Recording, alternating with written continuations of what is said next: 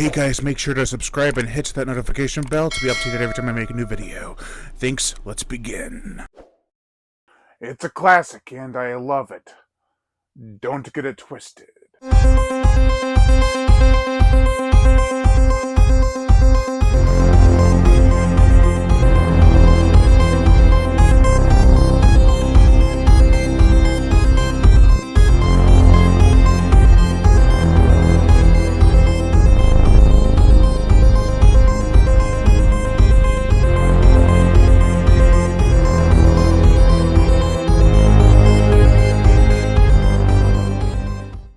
Halloween.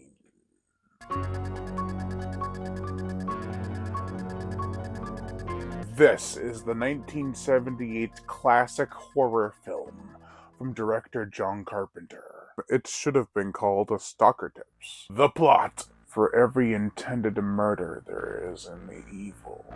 Some come later in life, others start earlier. For Michael Myers, it started when he was 6 years old.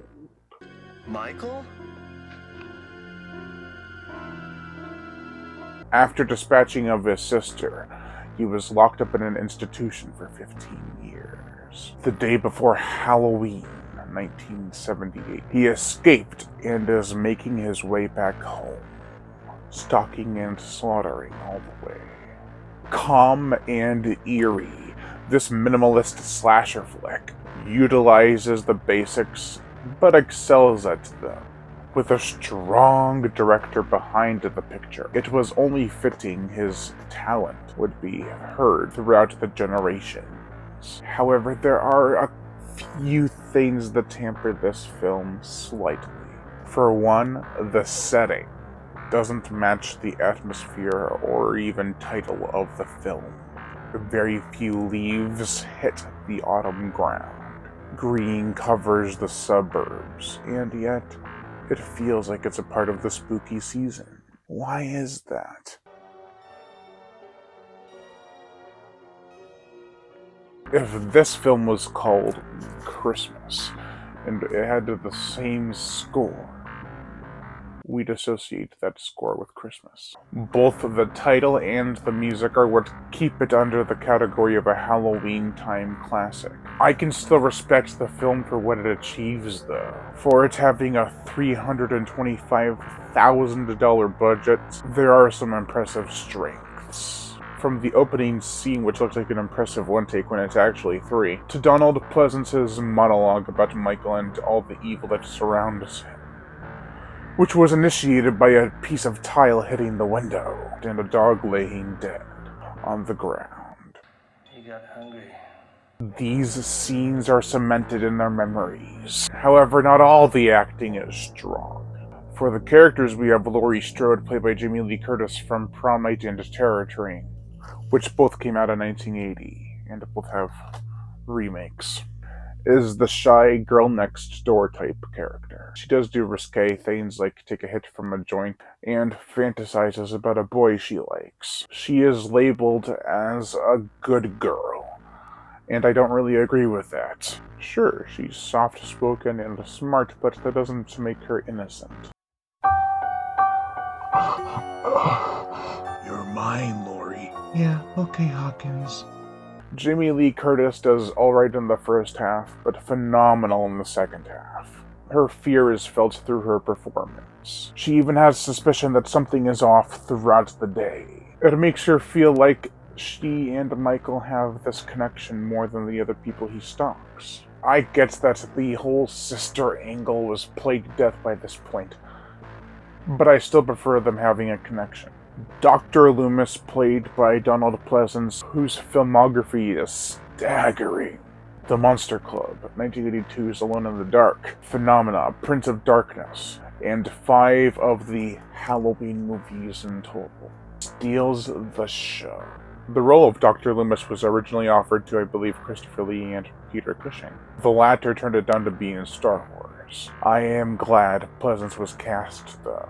He has a sweet demeanor about him, but he has this face where it looks like he could snap at any moment. Death has come to your little town, Sheriff. You can either ignore it or you can help me to stop it.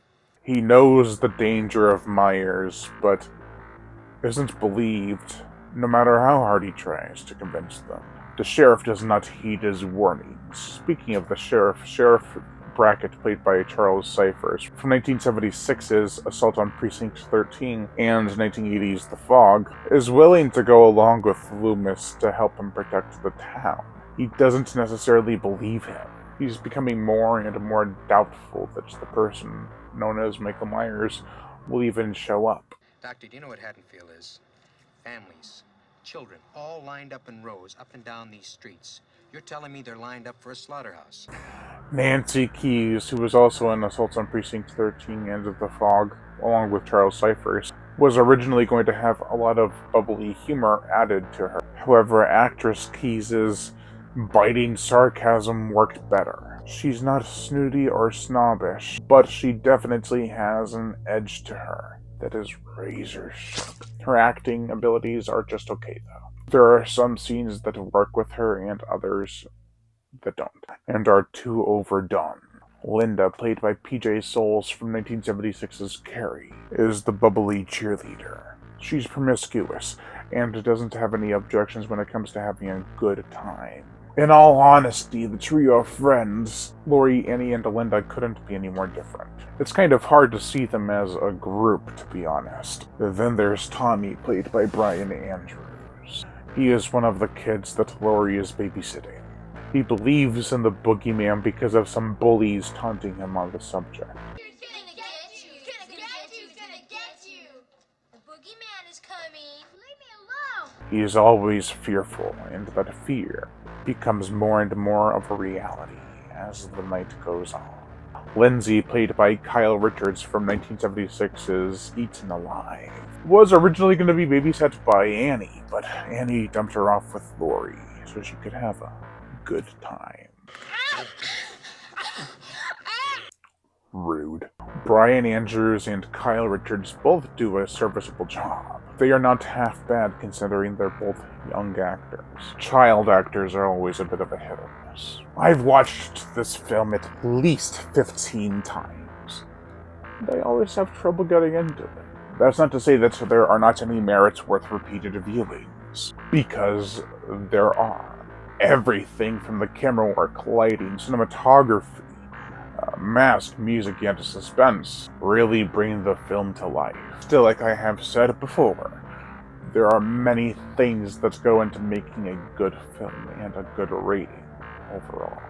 It can't be one thing that ruins the film, it can't be one thing that excels the film and gives it a solid rating. It has to be multiple things. Given the budget was so low and it went to gross over $60 million, shows that it was a hit with audiences even back then. Soon after the release of Friday the 13th in 1980, raving maniacs and silent killers were all the rage. For the gore, the effects, dry stabbings, strangulation with a phone cord, very minimal blood. When there is blood, it's very hard to see, and it's mostly just smeared on the characters, on their shirts and shit.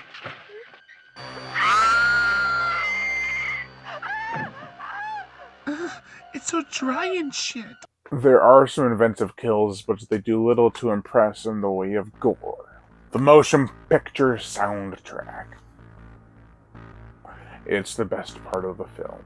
John Carpenter not only directed the picture, but composes a brilliant and iconic score. Without it, the movie is lost. No charm, no atmosphere, no instant classic. The main theme, Laurie's theme, and The Shape Lurks are my favorite tracks. Overall, it's a pretty good slasher. It hasn't held up well in terms of fashion or setting or, hell, even some of the acting. It needed a bit more punch or payoff with some of the kills, and they look kind of goofy sometimes. Seriously, you get all that build-up and then it just looks goofy. The music is amazing and the atmosphere is great. The setting needed a bit of work, though. Michael Myers is a creepy character with immense build-up. I do like that this is a close-to-home slasher where there is plenty of help around, but you can't escape the shape. I'm gonna be fair. Overall, I give Halloween 3.5 out of 5. Thank you all for watching. I've been Brian Gatto. You've been watching Sharkhouse Entertainment. Make sure to hit that notification bell to be notified every time I make a new video, and as always, subscribe.